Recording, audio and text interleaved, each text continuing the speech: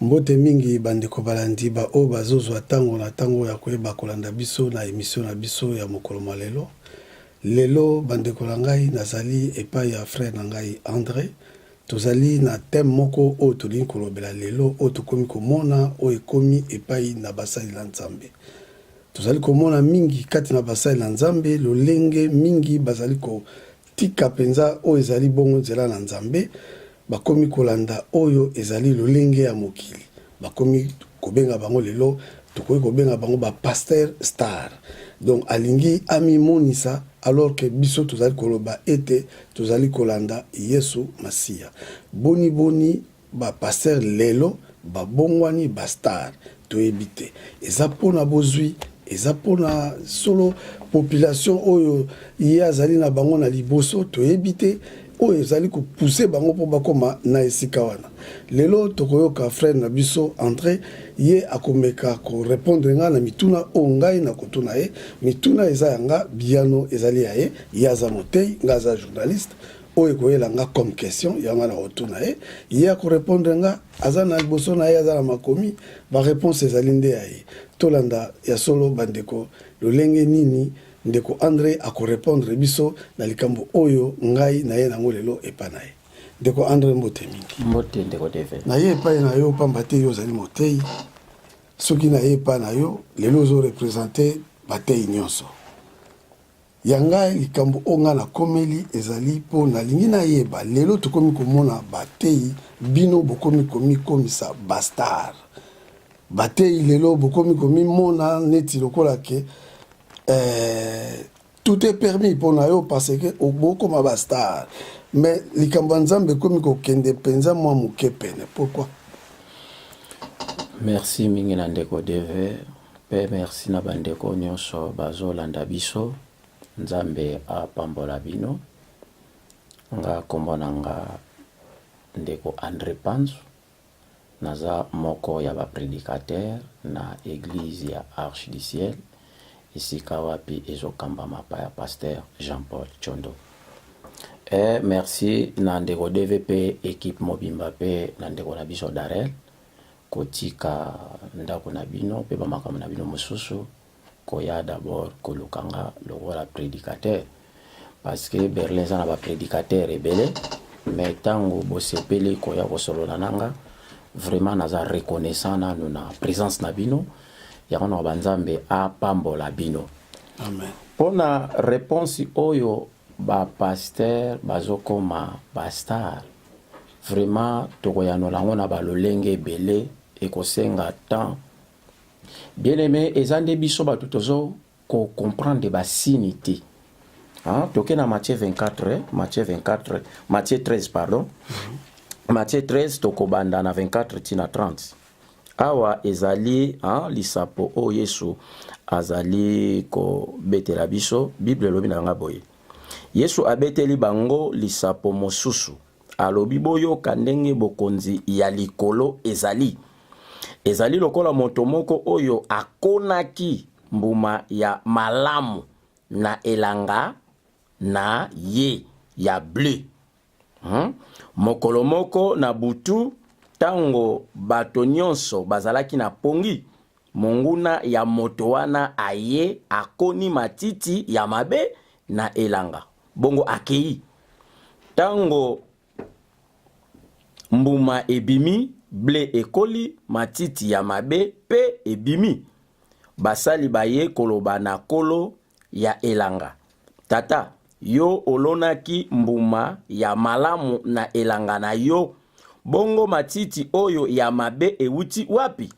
Ye azongiseli bango ezali monguna na ngai moto asali boye bato ya mosala batuni ye olingi tokende kolongola matiti ya mabe yango? Ye azongiseli bango te pamba te soki bomeki kopikola matiti ya mabe tango mosusu bokoki kolongola pe mwa ndambo ya ble botika yango nyonso ekola esika moko ti bakobuka mbuma bongo na tango wana na koloba na bato ya mosala balongola liboso matiti ya mabe pe bakangisa yango maboke pona kotumba yango na sima bokotisa blé na ndako oyo babombaka yango. Bien aimé, avant na développer oyo na uti kotanga tokomona ministère ya ba prophète et bandaki na tango ya prophète Moïse. Omona kuna organisation izalaki tozui Aaron premier sacrificateur à Israël pe tozui na 4 bana na ye o bazalaki ko servir nzambe o bazalaki ba Lévi. Mais tango komona ministère o esalami diable aussi a créé ministère na ye. Parce que lelo tozo bakaka basali ya nzambe basali batu bazokoka koyeba ko différencier te nani serviteur de Dieu nani serviteur ya Satana. Parce que lelo ebele o tozo benga ba serviteur de Dieu, ils sont pas des serviteurs de Dieu. Baza ba serviteur à Satan. Mais il faut osala na esprit de Dieu o bi osana esprit à discernement pour na koyeba ko différencier nani serviteur de Dieu nani serviteur de Dieu. C'est ça le problème où ils ont zanga biso natan oyo. Alors awa batali sibiso ni na verset oyo balobi donc mukolo elangaye aloni maticha malamu. Et tangu basale elanga bazalaki na pongi babi monguna mukolo elanga susaye aloni maticha mabe. Et bangomi bale bakomi kokola nzela moko. Et tangu basale elanga ba comprendre oh babi mais non mukolo elanga alona ki blé. Mais maticho ya mabe euti wapi? Bazongi pa ya mukolo elanga po batune motuna. Babi mais to comprendre te yolona ki maticha malamu. Mais matiti ya do ya mabe euti wapi? Kolelanga bino. Tangu bino bolala ki pongi. Monguna na ngai ya salini aloni. Do elanga eza mokili oyo. Matiti oyo kolo elanga do elanga eza mokili. Et puis mukolo elanga ezali mwana ya mutu do c'est Seigneur Jésus-Christ. Et Seigneur Jésus-Christ a établir batunaye. Mais diable aussi n'a pas naye, aye pe atie batunaye. Et puis même ministère autorokuta na Seigneur Jésus-Christ, diable aussi azanango. Mais ya diable est un peu sauvage pour ne pas tromper bana na nzambe. Et si ko bango ba serviteur o ya diable, po ba koka kokweisa bana na nzambe, bien il faut ba yaka na Bible. Parce que libanda la Bible ko sala difficile pour bango ba koka ko réussir. Nde okomona sikoyo bango tangu baye faut ba luka koyeba comment distraire aussi peuple de Dieu. Awo komona ba bi bakolo elanga tangu basale elanga baye batuni mukolo elanga. Lokolo eza maticha mabe. Est-ce que tokoki kokendo pikola maticha mabe afin que maticha malamu etikala yango moko po ekola libre. Et mukolo elanga bino bozala na difficulté tangu musubo ko commettre erreur bokoya aussi ko pikola matiti ya malamu. Abibo tika yango nyonso ekola nzela moko. Tangu ekokola bokoyeba ko différencier matiti ya malamu na matiti ya mabe. Et si manasuka nango tokoza matiti ya mabe to buki to kangisi mipiku to bwaki na moto. Et to juible to salini to protéger koti na esika na yango. C'est ça makambo to sanango lelo. Donc okomona ke banda e bandela mokili. Nzamba bomaki Sodome et Gomorrhe toujours pona mabe. Nzamba bomaki mokili na tanga Noa toujours pona mabe. Et yemoko Yesu petangwa ye akuti pe mabe atiki mabe. Pourquoi? Parce que selon pensée ya Nzambe botika yango nyonso ekole sika moko mena moko la suka yemoko akosan charger na bango nde akopesa ba ange permission ba koka kosala kusala na bango. Oza motei na ba oyo bazali kokosa bango. Sor na bango eza nini? Yoza motei. Motei moko azoteya aza kokosa ka bango. Ozo babeke motei oyo azotambola na solo te. Ami komi star aza ya Nzambe te. Atika lisu ya Nzambe te. Sor ya ba oyo tango nyonso tu chaque dimanche tous les jours ba intercession banini bakendaka epai ya moto wana. Sor ya moto wana eza nini? D'abord tozoya yango na rabi na esika oyo do mwana ya Nzambe. Mwana ya Nzambe esengeli azala na esprit ya discernement. Parce que lelo toza na problème moko grave, toza na molimo ya discernement te ya koyeba ko différencier nani serviteur de Dieu, nani oyo aza matiti ya mabe. C'est ça difficulté na biso. Et biso moko aussi manque esprit ya discernement, to komi ko encourager. Hein? Parce que un serviteur de Dieu bien-aimé, tozolo ba Bible lobi avant de servir Dieu. Avant. Okomona Yesu yemoko atambulaki na ba disciple na ye. Atambule bango pendant 3 ans bazalaki bien formé. Et akoyebisa bango bokoki nanu kokende kobanda musala te soki tokokisi prophétie ya Joël te. Bozela nanu esprit de Dieu. Donc pourquoi? Pona ko inviter ba scandale. Et ça peut kaka te matiti ya mabe mutu bazoko komikomisa star. Et ça aussi na bana mususu ya Nzambe. Babandi pe komikomisa star à travers ya koenvier babiloko oyo ya mokili. Ami komisi star aza susu mwana Nzambe te. C'est ça le problème. Non, aza mwana Nzambe, mais apengwi. Mais ça abungi nzela. Abungi nzela soki aza na grâce, soki Nzamba sepeli akoki aussi ko récupérer parce que aza mwana na Nzambe abungi nzela à travers ya kolanda makambu ya temps. Mais zela na motuna no ezalaki ni natan. Motuna no ezalaki sort ya ba oyo bazali kolanda batu o sort na bango ezali nini.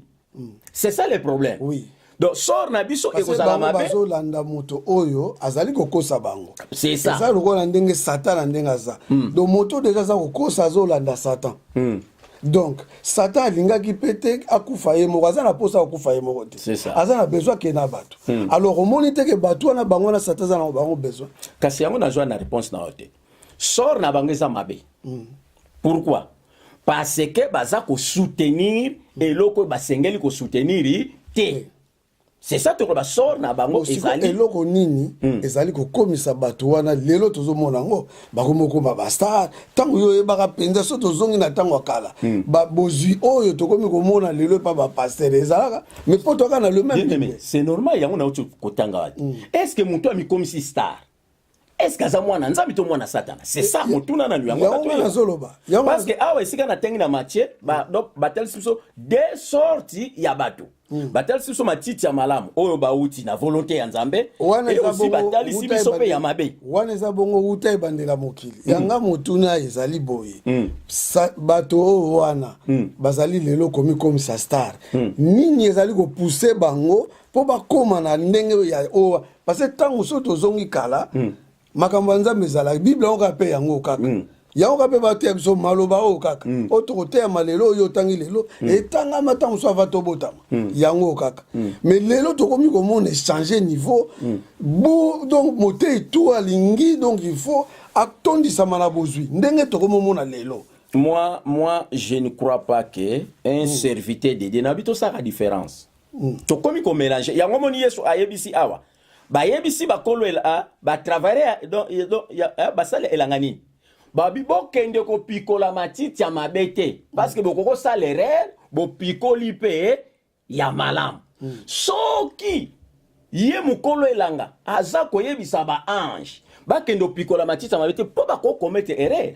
C'est ça erreur toza nango tozo yeba ko discerner te tozo yeba ko différencier te nani serviteur de Dieu nani serviteur de Dieu te nazo ya tozo zonga na mutula ngati nazo zoka ya noter ni nezali ko sala ete ngapelelo na moni ngapela vandi do lokwa sina ebi 2-3 versets ngape français lingomba elo oni za ko pousser bato po lelo mutu akomi ko envier bozui akomi ko tala muninga zozwa ye pa linga zwa donc elo oni zo sala ke bakoma lelo bastar orgueil donc makambo mingi o Nzamba boy tozo mona ngo lelo presque na basala na Nzamba. C'est bien frère. Otuna kinga motuna. Mais nazo non. Et yano yango nazo ya. Nabi est-ce que bo identifier aza mosali na Nzambe? To azalaki mosali na Nzambe to te. Parce que ba pesi biso des sortes ya bato. Tu répondre ngai. Nazo ya des sortes ya bato. C'est ça. Si qu'on a des sortes ya bato wana. Saki bango po etelobaki bamsusu balimbu mamalamu, musumbu mamabe. Botika bango ngamo na roya, botika ye monkolo elanga ya olongola ba mbuma malamu na ya mabe. Yebta wa opona. A repesa or. Donc oyebi bango bazambu mawa mabe oyebi bango baza. Siko kozala na bango bambuma wana. po mutu to amibimisa mbuma malamu sikoyo mbatu wana nini ezosala bango bongo bozwi o bazozwa na bapoche boye tozonga attends ya na poche bandimi tote tozonga motuna no eza bien attends papa motuna no eza très bien sikoyo nalingi tokende nango tomeka mo mpe ko développer ngo po topesa lumière na peuple dédié donc nakokende nango terre à terre te po eza eloko moko très profond oyo bana na nzamba ko bénéficier quelque chose à bien kasi nazo ya tika kasi na répondre donc yango na lingi nanu to différencier parce que toza na deux sortes bat na ko yana motuna no na donc nazo devia ngote toza na deux sortes bat est-ce que muto ya lingi ami comme ça star aza serviteur de Dieu to aza serviteur ya Satan la première chose deuxième chose oyo aza mwana na nzambe alingi komisa star. Pourquoi alingi komisa star? Parce que selon pensée na ye, aza déjà convié ba bien matériel. Donc ça pengui.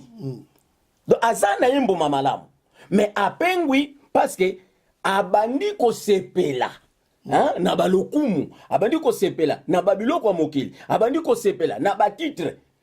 Et salinini. Et quoi ici, donc a pengui abimisi ko na nzela ya mabe. Mais problème c'est quoi?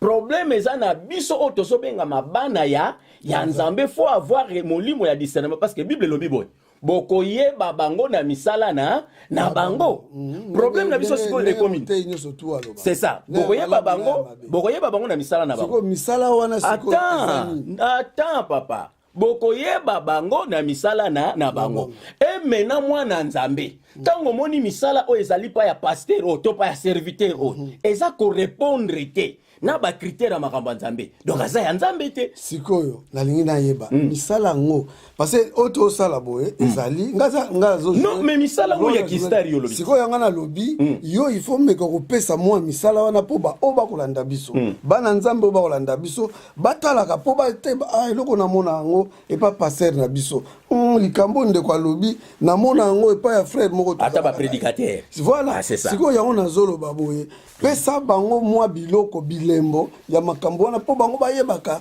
komona ka banina sunga bango. C'est simple parce que motuna no ezali pourquoi ba pasteur ba bali comme ça ba star. Voilà. Un serviteur de Dieu. O yazana penser à nzambe na volonté à nzambe. Ako comme ça star, te?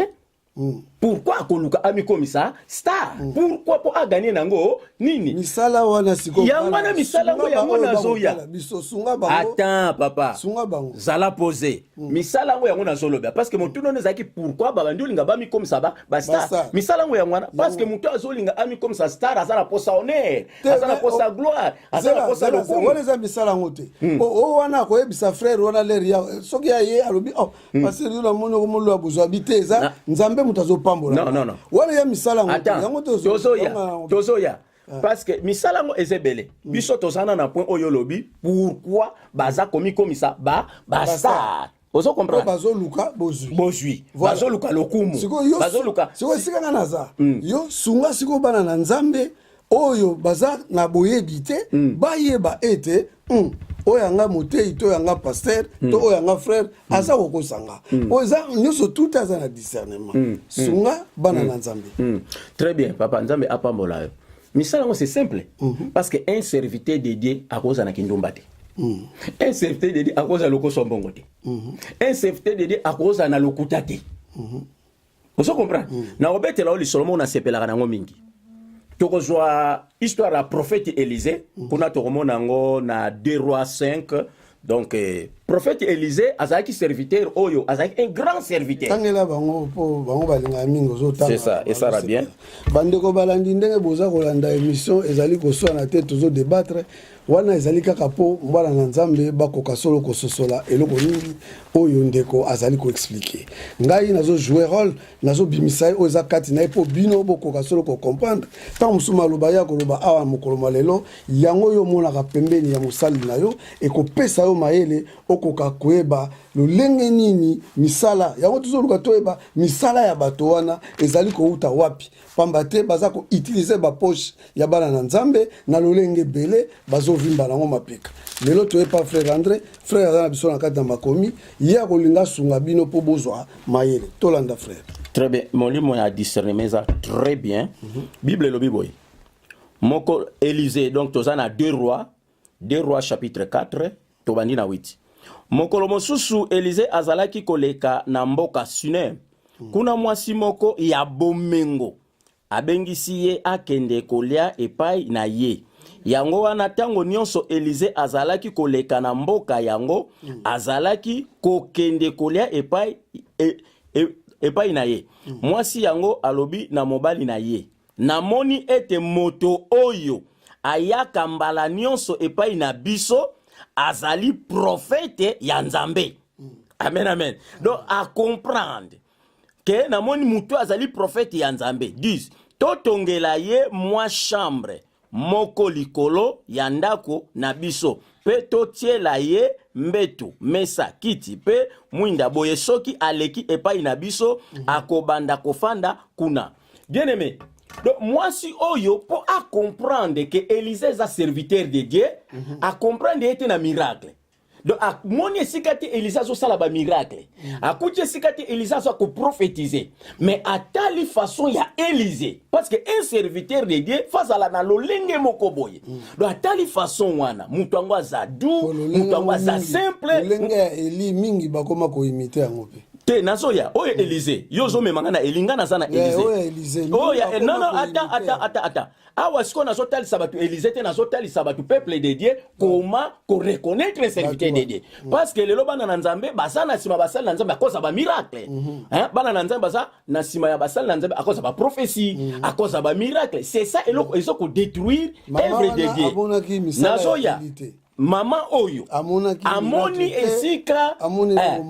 esika Élysée azo sala ba miracle te amoni esika Élysée aza ko prophétiser te mais atali lolenge ya Élysée te kati na ye a témoigner que ça c'est aza serviteur de Dieu et puis ayebisi mobile nabi na moni muto ayaka mbala nyonso na ndako na biso mbala mingi na ndako na biso aza prophète ya Nzambe parce que prophète à Satan ape aza et tango moi soit comprendre que muto aza prophète na Nzambe ayambie na ndako na ye ayambie bien na ndako na ye et Bible elobini Bible elobi prophète oyo abandi komitungisa siko pona mwasi oyo abi mena nyonso mwasi asalinga eloko ni tokoki kosalela ye hein toli toke na ba profondeur wana te mais okomona ke mwasi sango ya sanga ki mabota nde mabota ekotaki na ndako na ye donc toli to yebisa bana na Nzambe balanda basali na Nzambe te po a prophétiser ki pona ye balanda basali na Nzambe te po quelque part amona ki atie mutu loboko mutu akweyi parce que diable aza dire na miracle sans batu bayeba diable azo sala ba miracle diable a prophétiser diable azo kweyisa batu lelo sikoyo eloko ni diable ye nango na mangomba diable ye na miracle mais to ça ce qu'on a problème au comment on a diable ayepena lokuta kasi te ayena lokuta ayena nyonso na ki moyibi hein mais ce que to ça eloko moko ya ko identifier ye tango yesu aso baboko yeba bango na misala na bango kati na diable okuta jamais azana humilité diable azaka na humilité te diable ayebi pardon te lolendo diable azana lolendo diable ayebi pardon te ni la patron c'est ça Christ azana lolendo te Christ azana muta komikitisa et puis atei biso eloko babengi komikitisa mais diable azana komikitisa te kati na diable omona orgueil kati na diable sakaka ye na ye kati na diable ye mutayibi makambo nyonso kati na diable ye kaka mutako expliquer batu kati na diable azana balolenge moko eza correctité mais omona mwana Nzambe azaka muto azana maîtrise mwana Nzambe aza muto oyo azana babilobela ti critère na pesi pour na prophète Élysée sans miracle sans prophétie mais femme à comprendre que oh ya za serviteur de Dieu lolenge na ye lolenge ya prophète oyo lelo to po ya moi pas pour reconnaître basai na Nzambe problème siko nini tozala ngo papa problème tozala diable apandi sikoyo basali na ye partout on se comprend et puis eloko msu tozala ngo neti na ke na biso ba africain et bele ba comme ba serviteur de Dieu pour na volonté na bango parce que musala Nzambe komi gani pe na bango on se comprend pas na ye na volonté Nzambe nde bakoza ebele to bien parce que na volonté comme kokana na ville na biso non tozana biso communauté mukeme tala mangomba bato manga c'est ça na koya sikoyo alinga sana oya elingomba na koya très bien Bible na sana no place na ça nazo to soka nini papa mais non, mais tout ça, c'est bon, il beaucoup, mais bien. Na ko expliquer yo soki osana ngo posa. Tozoya. Na ko ya po to bungana no te. Tozonga. Hein? Tozonga. Donc ndenge na lobi prophète o Élisée sans miracle, sans eloko, ba comprendre que serviteur de Dieu. Eloko wana eza très nécessaire na bana na nzambe nyonso, faut avoir esprit de Dieu. Le loba na nzambe balingi vie de prière te papa. Si ko nzambe ko bandola ki ba faux serviteur na ba vrai serviteur ni. Bana nzambe balingi ba banda ko dépendre na ba serviteur de Dieu. Si ko serviteur yo kangami na ye, est-ce que ça serviteur de Dieu? Tango Bible ezo bana biso bokoyeba bango na misala na bango. Lelo komona mosala nzamba zo saba miracle mais orgueilleux. Mais non, mais ceux qui lelo bango bazali ko balingi vie à prière te balinka ke babonde la rapport na bango. Ça lo lenge pe mingi ba otea malelo non. Ka César te eza lo lenge bazo te amate. Bien me pona ko de kotanga Bible ezali teke kaka basala nzambe bato baotanga Bible parce que tolobi kuna bandimi abere bazali so dans ceux qui bateyi bango ba vérifier ba écriture. Voilà. Donc, il faut qu'on vérifie ma commis. Parce que si on vérifie ma commis, c'est difficile pour. Mais mingi bazo vérifier ma commis, mais azoe batek. Le problème c'est quoi? Problème c'est quoi? Problème c'est ça kasi po bana nzambe basana sima ba miracle. Bana nzambe bazana sima ba prophétie. Bana nzambe bazana sima ya libala. Bana nzambe bazana sima ba bien matériel makambo ya se pour ta Bible lukana nu bokonzia ya likolo. Lelo bana nzambe ba luka bokonzia likolo te. Mwana nzambe ye moko deja ye ko bandana nu ko luka biloko ya se. Banda ke yo mwana nzambe oye banda ke yo mwana nzambe oye ko luka biloko ya se. Kasi okukuta mapina ba ventrier. Okukuta mana bato kaka bazala lokola yo. Bible bina biso lukana nu bokonzia ya likolo. Na pesi exemple ya mwa soti. Azalaki na mwana te. Mais à côté si serviteur de Dieu nanda kune po azwa mwana te. À côté si serviteur de Dieu nanda kune po a comprendre que oya za serviteur de Dieu. Donc d'abord lukana nu bokonzia ya likolo. Oyo nyonso etikali. Nzambe akosala ngo selon volonté na ye. Mais déjà lelo yo moko na makanisi na yo ozoluka basala nzambe pona protection ndakuno. Ozoluka basala nzambe pona protection banano. Ozoluka basala nzambe pona eloko moko songolo. Ça obino bo enseignera bango. Soko moni mire ningani na ndaku kuna benanga na ko chalo boko. Bongo bandimi abere baba no vérifier makomi benanga na ko chalo boko. Frère bandimi abere baba no vérifier bango te me boye bisaka bango te ke ndenge yo za wana nzamba pesa yo makoki ya ko marcher likolo na nyoka pe ba scorpion. Ola bobombela ka ba. Non, to bombela ka ba nzambe elo te. Ba mingi ba dimi ba. Non, donc esengeli kote ya bana na nzambe. Ba ko sala na kati ya ndaku ne ye moko bolobela ka bango ngo. Tolobela ka bango frère. Le problème c'est quoi? Frère, ko benga serviteur de Dieu ya ko bonde la pona ngana ndako. Isa problème te, isa mabete. Oh mais non, mais soki c'est. Oh mais c'est normal, ngape na ko benga soki ngana lingi mais problème te mais na besoin frère ya to partager to bo mena ko sa te mwana ngazo bela. Na benga ka musai na nzambe. Oh. Frère, kashwana to bungiti toke na makomi. Song sanga kuna bande konde kana ko bana bino te mituna langa ezali po bino nde boso sola eza po ngate na bandi bozola ndanga malamu ngala ko zindana ndeko na mozindo po ndeko tangu ya kobima abima na bino na biyano o esengeli esunga bino na bisika o bino bokutana toka mo Bible tozana Jacques Jacques chapitre 5 verset 13 Bible bina bisobo soki moto moko na kati na bino azali na pasi asambela banda koyoka bien soki mutu moko kati na bino aza na pasi asala nini babandi koloba ne asambela ça va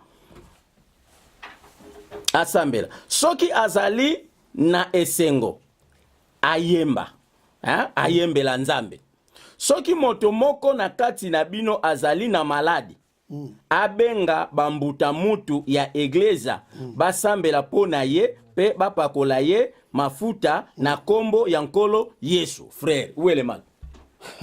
Où est le mal? Ndeko. Où est le oiza siko yongate mna lobby. Ba lobby soka za na pasi asambela. Soka za na pasi asambela. Bible tingati. Nde maladi nde abenga nango ba. Kasi Bible. Ba tunanzambe. Oh. ndeko bongo siko makoki o bapesi yo ya komarche likolo ya banyoka esko bible mpe kaka frère nanga tokena mosusu ça c'est pas problème toza na bible ndeko na ngai nga nazo omoni botya bana na nzambe na berere totie na erreur fo botalisaka bango ndeko deve non ce n'est pas ça nakokolanda te nini balobi na biso ete nzambe apesi biso makoki ya komarche likolo na banyoka likolo na bascorpion apesi biso puissance wana eza nini siko puissance oyo balobi place wana très bien bien aimé c'est pas que tozoya balobi oza na pasi sambela oza na esengo yemba sanjola oza maladi benga bambuta mutu babondela mpona yo eza ba écriture ça veut dire quoi nakoki kosambela na sambeli mais nazomona situation nanga ezoko changer te frère obele ba via quartier te ya église kasi bambuta mutu ba via église va déterminer bien papa kobima na makomite o eza andrete mutaoloba eza ba écriture alors nakozala no d'accord te soko lingi to bima na écriture nakotikala kopermettre yo te pesa ngai biyano na ngai na yo kana kasi napesi yo biyano na yo yango oyo natanga lisusu landanga très bien soki moto mo awa tanga ngo pe bien yo yoka tangu suyo kokanisa nga na kofonde soki moto moko na kati na bino aza na pasi asambela frère eza ba écriture soki aza na esengo ayembela nzambe frère eza ba écriture toke na 14 soki moto moko na kati na bino aza na maladi abenga bambuta mutu ya eglesia basambela po na ye pe bapakola ye mafuta na kombo ya Yesu bien aimé sikonga na telemela ba écriture papa eza désordre mais non mais yo parce qu'on est biso attends o eza na ba situation siko zela na kozala no d'accord so on to continuer mission photo za d'accord na bible so ki okomi contre bible yebisanga to ko développer ndenge moko azali contre bible ate bato ba otala ba koyeba te na contre bible te bon sikoyo awa siko to longola mo tangi so ba pesi su muni mususu tanga akopesa biso explication mususu ngana expliquer te na tangi na expliquer te nazo ebisa yo ke kasi siko limbolela ngai wana yo tangi so pesa na explication mes frères tous à la claire hein explication oyo za nango posa longo tanga lisusu mais kasi o comprendre tangi to yoki to comprendre c'est explication po oyo tangi explication c'est que balubi soki oza na pasi frère soki oza na place bondela nzambe ba pasi za bandenge bele papa maladi eza pe moko ba pasi parce que muto azobela aza na kimia te voilà aza pe na pasi muto azobelisa aza na kimia te aza pe nazo ya meka soso basali na nzambe bozali kokanga ba verset biblique ozali ete non nazo répondre yo selon mituna na yo ndeko ndebe ngai omoni esala ngai moi pasi pe moi mawa frère oyo zotea avant to bande émission oyoka réponse wana pesaki na tuna kiyo eloko frère a répondre esengela répondre nga bongo oyo teaka a répondre ngai ke ye apesaka dîme na ye ezali po tango apesi dîme po pasteur abondelaka toujours mpona ba problème na ye natunaki yo boye est-ce que dîme yango bopesaka eza mpona bongo pasteur azwaka mokumba ya kobondelaka na ba problème na yo omoni place nazoba yango nga nalobaki boye est-ce que donc mwana soki aza koloba déjà bongo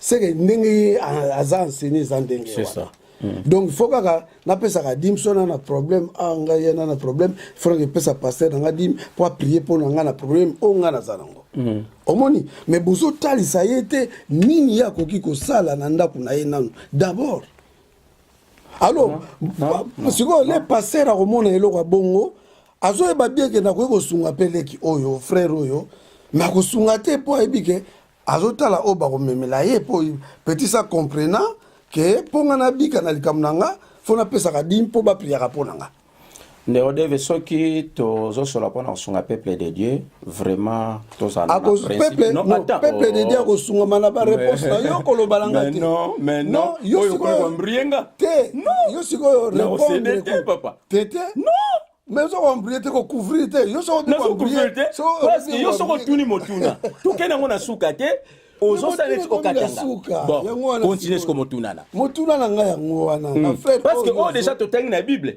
yo o sepeli na ngoti oh non mais non nazala na yo clair ezate na sepeli mais non nazala no clair comment on sepeli na parce que bible mutelobi parce que yo so ko expliquer eloko yo te obi na nga ke na sina tangi maintenant on expliquer te na bi boko tanga no lisute c'est ko expliquer kasi na bandi ko expliquer na silicité okati oh ah bon ça nga na pe ce temps na dimire so na kataki yo c'est ko expliquer bien aimé tangi déjà o lobi bien tout ça là na no clair bible ça clair awa ke bible ça clair bible lobi soki mutaza na pasi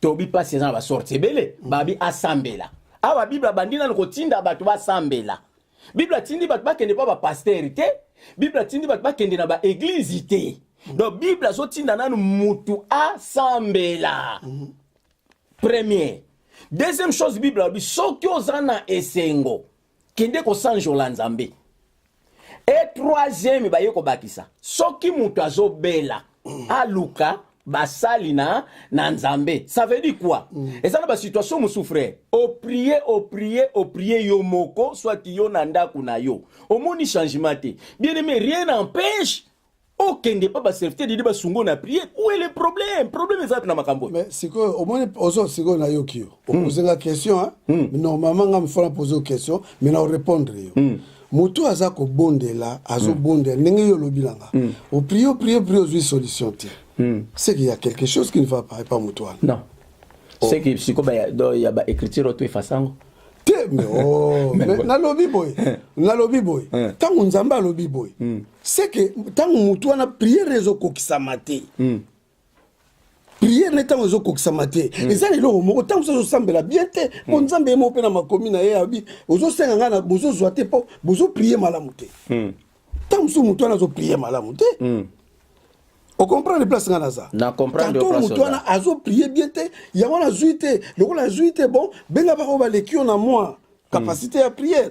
Non, eza problème à grâce, eza problème à la capacité à prière. Yonde pese explication. Nazoya, eza problème à grâce. Omoni eza ba. Siko expliquer bana na nzambe ke eza problème à grâce. C'est pour cela que esika ngana za. Frère Deve, attends. Eza problème à grâce. Omoni to kozala. Frère Deve ko sala prière, eza na grâce wana, abondeli pona mutu. Amondi loboko na nzambe na kaya maladi. Eza ngolo. Donc on ne peut pas mili bat musuté mutu musaza vrai prédicateur mais tant soit na grâce wana te papa donc balobi au moni biso nyonso tozo former ka corps ya Christ ba musu bazana grâce ba musu bazana grâce musu azana 3 musu azana moko musu azana 2 tant musunga na zo sambele niko lo bateke na osambela mabe mais na sana grâce wana te grâce à guérison grâce ya ko bonde la polongo la passe ozana yo et pour ne pesa meliote bandeko ka bino batu bozolanda bino batu bozoka biso bino batu bokoyebisa biso soki ndeko alobi vrai ou faux nga nayebi te na boye kocontinue débat po tokosuka kaka na place wana yango wana bandeko na esika tozokende kobondela na kosenga vraiment na oyo bozoyoka biso bokanga bonote botuna ntango mosusu ndeko arépondre mabe ngai nakosi bino to ngai nambulie bino.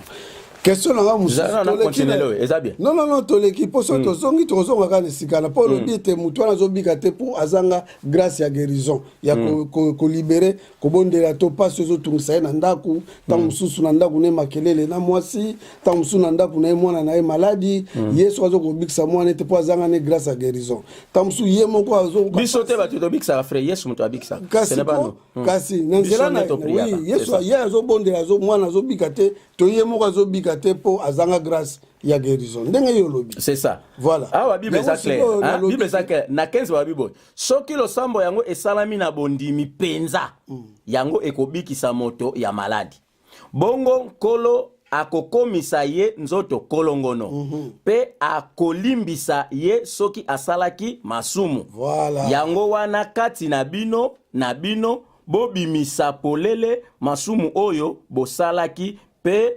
bosambela nzambe pona baninga na bino po ete po ete bobika pamba te losambo ya molende ya moto ya bosembo ezali na nguya mingi penza. Voilà. Omoni bandeko balandi ndenge na zakolo ba ke kimia ezali malamu.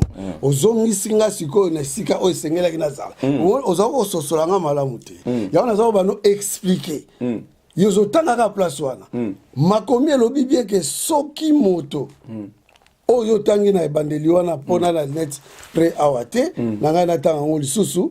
Donc moto wana abondeli ta musu malamu te. Moto wana te ba serviteur de awa déjà ba komi na moto yo azobela oyo bakena yepa basali ya nzambe. Do basala nzambe soki basali moto oyo abondela ka zwa ki suite te ko. Siko basali non. Bandela otanga. Tanga bandeli wana. Alinet na. Très bien. Landanga lisusu eza lingala papa. Soki moto moko na kati na bino azali na pasi asambela. Voilà, stopé. Oh yango totanga liboso. Te kita na place. Ana kita na place na bandi. Très bien. Soki lo sambo yango esalami na bondimi. Esalami na bondimi penza. Soki lo sambo yango esalami na bondimi. Akobika. Ekobikisa.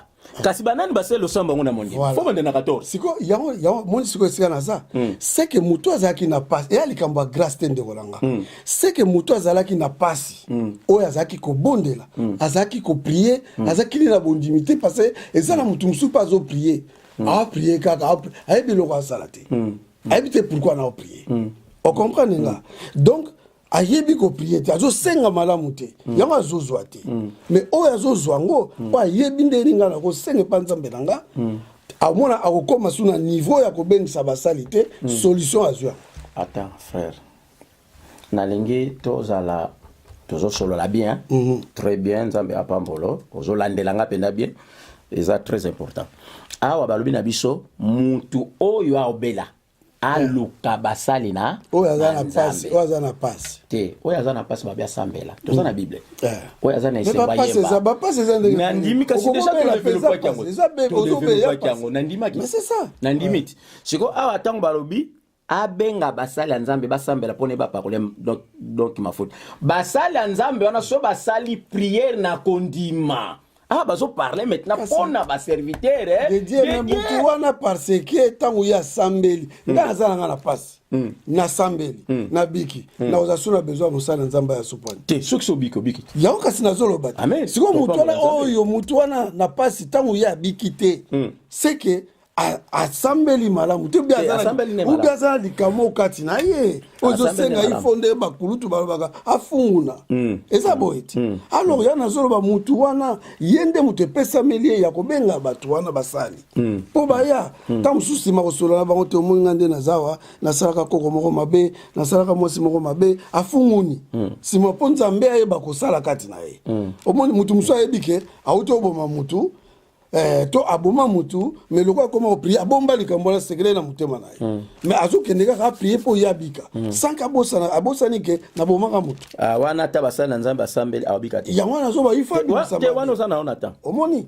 sika wana zali ke fo sosolisa mutu bien ngai nde nga na sosoli na sika na likolo bake mutu oyo tango ya bondeli nazana passe moko na ndako nanga na bondeli na zui solution te en tout cas na kulugale mususu moi renfort Tamsunga mnana mabe na komitala. So na mitali likambo le msu likambo te na sola na basali. Na bengi mosali na solo na wana mabeti. Omoni mais c'est pas dit que ka so za maladie tango yo aussi so bondela benga bakulutu sima benga basali. Te peut-être wana to se comprendre te. Balobi soki ozobela. Na lingite to kanga mesika na po eolia biso tan. Na lobi tenga kuna ngaki to leka yo mto lingite to kanga magani. Très bien mais au développer eloko moko ya bien ezana makambo ezo permettre oyo ezo sala ke to mona loboko na nzambe te à travers ba makambo ndengo ucho loboko to sala na nzambe nazo ya kasto tanga siko na Jean totanga na Jean 9 totanga na Jean 9 31 toyebi ete nzambe ayokelaka bato ya masumu te voilà kasi ayokelaka bobele moto oyo atosaka ye pe asalaka makambo ye alingaka. Amen. Siko esika nga zaki nango. Nazo comprendre yo. Yango wana. Yango esika nga zaki nango ya koyebisa na ba oyo bazala sistema bibenga benga ba pasteur. Non, kasi esika wana nde eza esika bokoko sosolisaka bango wana siko na zoya kose dérangeaka mingi te soki oza na problème tala kososolisa moto ayeba mpe akoma mpe na yango nalobi boye d'abord mwana ya nzambe nyonso bible epesameli balobi teke bible eza kaka mpona bateyi baotalisa biso histoire bandimi ya bere donc bazalaki ntango bayoki message aussi bake koverifie donc mwana nzambe oyo nyonso aza mwana nzambe bible epesameli ye priere mpe epesameli ye problème toza nango nini lelo toye kati na bonzambe me tokangami na lisumu tolingo tika masumu te donc toza na position te toza lokola na apocalypse 3 kuna ntango bazotalisa biso histoire ya apocalypse 3 donc balobi toza na position te toza malili te toza moto te lelo na kati na église naza mwana ya nzambe mais libanda naza nani alors mutu oyo nyonso azotambola mabe na miso ya nzambe frère aza kaka na problème donc yango tokoyebisa bana nzambe babongola mitema donc sali ezouta pai na nkolo yesu pai ya basali ya nzambe te mais soki mwana nzambe abongwani te akangami kaka na kotambola na makambo mabe quelque soit bapriere ni bakosala mpo na ye amona loboko na nzambe te e yango wana raison lelo na se ya kindumba na se ya kimoyibi na se ya lokuta bakangami sikoyo na baserviteur oyo bazwa kokosa bango na baprophétie olie serviteur ayebisa ye bongola motema na yo mpo omona gloire ya nzambe donc yo ozalaki wana kasi tokona conclusion parce que outil de mission wana bayiki ke nga bandu zinda nazobimisa ndeko mpo bino nde bososola ocomprendre kasi selo te na biso bandimi ke maloba oyo ozoloba sikoyo boye kasi na ebandeli nalobaki na likambo ya nzambe il y a toujours un main donc même moko eza na kati okokoprie banda ntongo tipokwa okokoprie na ndenge yo olingi mais soki ozotambola na kobanga nzambe te ata paster yango oyo atonda nguya ndenge nini yo okobika te okotika noko kobengaka bapaster bapriaka mpo na yo. Très bien, nzambe azwa pena lokumu ndenge na lobi awa tokomona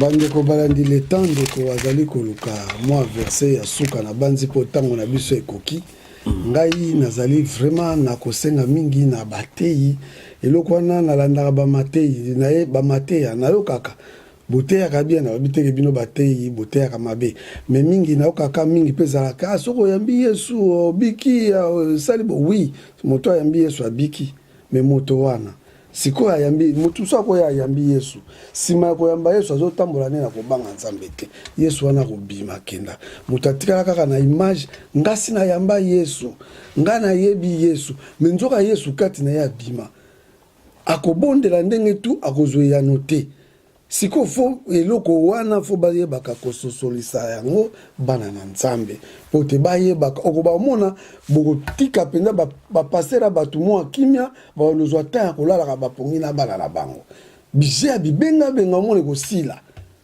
yango wana bandeko balandi eloko oyo ngai akoluka nano nayeba nakomisi nzambe na ndenge nayoki eloko wana epai ya ndeko po ezalaki poso ngai alingaki bana na nzambe bayeba.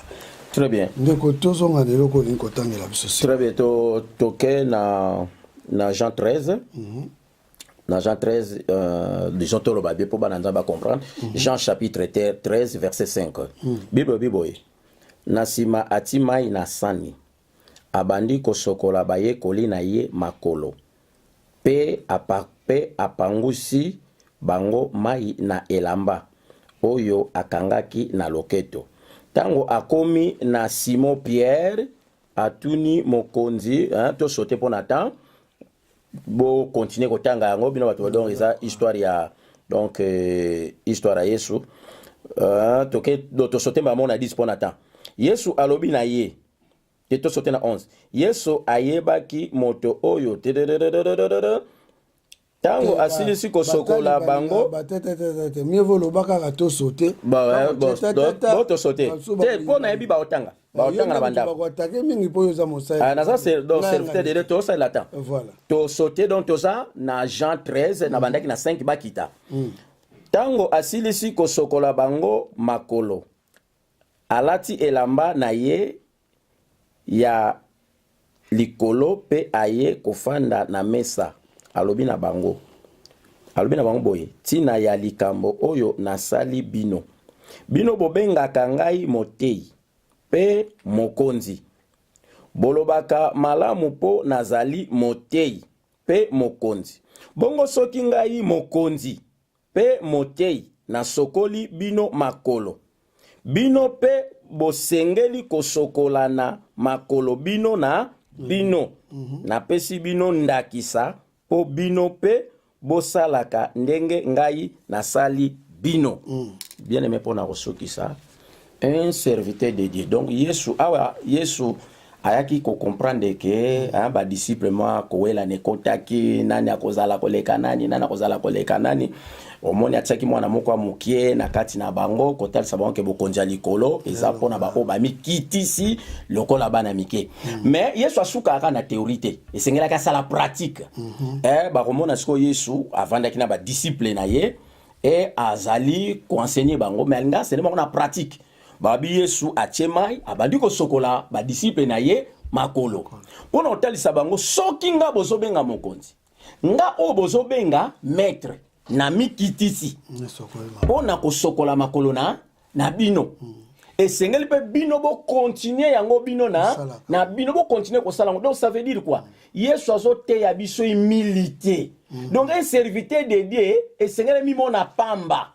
Un serviteur de Dieu azali wana pona ko servir pona bandimi. Donc mosala nzamba za pamba, mosala nzamba za start na zongi na motuna oyo to to bandaki na ngopoto komi na suka to mema makamliko likolote. Un serviteur de Dieu aza start.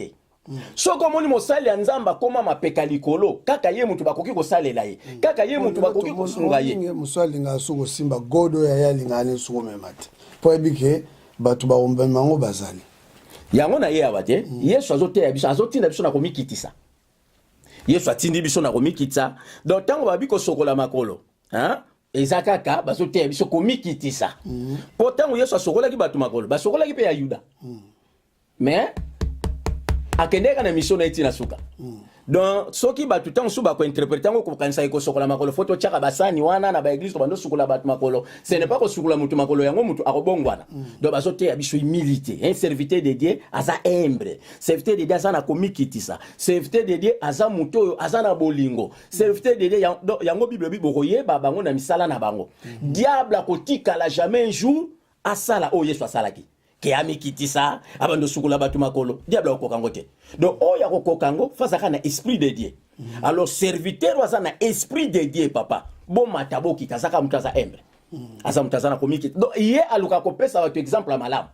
Mais quand tozomona mosali nzamba sala ka muta kotomboka mosala nzamba saka ka mutu ya bajisimane saka ka mabe te amitala malamu basongi songi lo lendo ma non amitala frère wana za mwasi amitala ke bana sero yo amitala azaboye donc ba division pour mieux régner.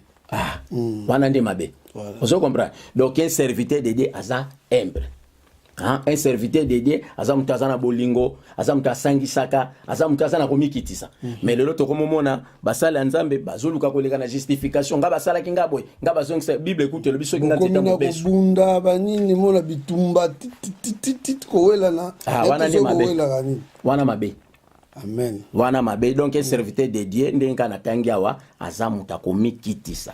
Aza mutu fa pesa ba bon exemple. Soki yemoko Yesu oyo bazo fuka melatina likolo. Sikoyo nini okoyi koloba poto komi deja na suka.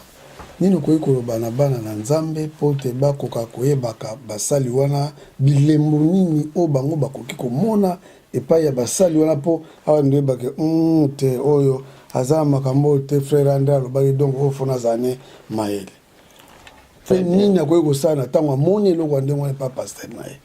Très bien, Nzambe ya pambolo ndeko deve omoni ata mataki lokola rabana na Nzambe tokiti. Donc soki tomataki ezalaki toujours pona ko zongisa biso na nzela. Et puis na pamboli Nzambe na solo likaka na moto yaza kaka te journaliste mais moto pe aza katina na bonzambe Nzambe pambolo vraiment na yango. To sunga peuple de Dieu d'abord balonga na fanatisme eloko liboso. omoni mutu akomi trop fana aza prêt ya ko accepter tout. Donc tozaka bato esengi tozaka fana Jésus Christ. Tokozala jamais fana ba serviteur de Dieu. Voilà première chose. Soko ozala fana mosali na Nzambe, ozana facilité ko détruire vie na yo. Ozana facilité ko détruire mariage na yo, ozana facilité ko détruire bana na yo, ozana facilité ya ko détruire vie na yo moko. Donc eloko wana boyeba. Et puis deuxième chose. Bien aimé, koya na église te pona luka miracle. Obe kolanda serviteur de Dieu moko te po ya chaki mutu loboko, mutu angwa kwei, po ye kuna za sokinde. Non. Soki koya na église Bible bito lukana nu bokonzi ya likolo. Kutu Bible zoba eko servir na nini? Na zwa bomengo nyonso ya mokili. Ete na bungisa bomo inanga. Bien aimé bomo eza na prité. Bomo yeko tikala oza na prité. Donc bolongwa na kifanatisme, bolongwa na via ba miracle. Po na zozo libala te, tikana kendo sambela. Po na zozo mabota te, tikana kendo sambela. Na tangele bino lisolo a femme sinamide. Marga zanga ki mwana. Mais accueillir serviteur de Dieu non pour assembler pour na ye abota. Donc ayambie kaka pour na qualité ya mosali na Nzambe, mais lelo ekomi contraire. Omona mutu po abota kate akomi ko kopesa badimi, po abota kate akomi ko ya kosala soki makamnini na église. Te bien aimé, lukana bokonzi ya likolo. Tika via kindumba. Tika via lokuta. Tika via kimoyibi. Bien aimé okomona loboko na Nzambe. Longwana ki fanatisme. Longwana makambo ezanga nango tina. Po omona loboko na Nzambe. Okoko pesa badim. Okoko sala nyonso ko sala. Soko zana kindumba, ozana kindoki, ozana kimoyibi, ozana lokuta. Bien me obikate. Et puis kokanisa te, boye bango pe bien que diable sala ka miracle. Peut-être que bino bokanisa diable sala ka miracle te. Na oyebisa bino histoire moko. Margeto komi na suka. Okomona na Israël, Nathan ya Eli le prophète. Au monde ba prophète abali babimaki. Yo kanisi Israël alanda ki ba prophète abali ponani. Po ba monaki mwa ba miracle. Mais ezalaki makambu o ezalaki ya Nzambe te. Mais tangu Eli le prophète aye a telemi.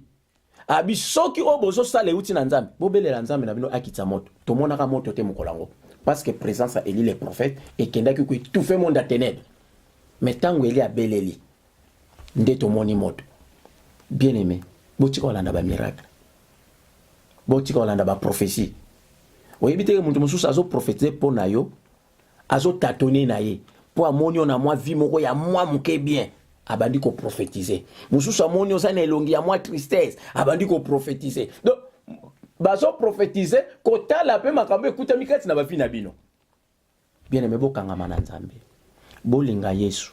Botika bomo ina bino epai na ye. Boluka bokonzi ya likolo. De reste, à pesa bino comme un cadeau. Que Dieu vous bénisse. Bandeko bouti kolanda bongo ozalaki conseil ya suka frère André auti ko pesa bino na émission na biso. Bomonaki esalaki lokola ebale eninganaki mwa mbonge mwa mbutu mwa nini nyonso tu na kati émission moto wana esengaka ifo ezala pona kobimisa na mosali oyo ezali penza ya malamu pona bino bozwa boyeba kotambola na yango ndenga uti kosilisa likambo na ye yango naza kopambola Nzambe mingi na ndenge ayambi biso na ndako na ye na ndenge tosololi mingi ya koloba ezali mende tango ezali moke mais nakokumisa kaka Nzambe na mwa moke oyo biso tolobi toza na besoin te ke epikisa monde entier même ne fiske ata mutu moko oyo akozwa mwa eloko kati na maloba ndeko auti koloba vraiment Nzambe azwa kaka lokumu po ete liloba tango bimaka eyaka nango mpona 1000 personnes te ata batei tango bateyaka dimanche kati na mayangani bokoki koya 1000 2000 5000 tango mosusu Nzambe mokolo wana azoparle na 2 personnes azoparle na moto moko ndenge mpe biso tosali émission ya lelo ne fiske moto moko oyo akozwa liloko ya malamu kati na émission na biso Nzambe ayeba kozwa lokumu na sengi na bino nyonso oyo bolandi biso vraiment na bandako na bino Nzambe aleka kopambola bino pe aleka lisusu kopambola basali na biso ya ville na biso ya Berlin ba émission eza mingi thème eza mingi lisusu na kosenga na basali na nzambe ndenge tolobaki ete émission eza ouverte pona bino oyo azana eloko koloba pour nga naza na thème nazolukela ngo moto fo aya kolimbola ngo na émission nanga ezali ya dim. Donc na pesa invitation na basali na nzambe oyo ayoki émission oyo alingi abenga biso tokolobela nanu likambo wana pe ya dim pozo tia mwa bulubulu na mutu ya bana na nzambe. Asengi bino kimia na Yesu Masia ekoba kati na bino na mabota na bino na kombo na Yesu Masia de Nazareth tolobi bongo. Ciao.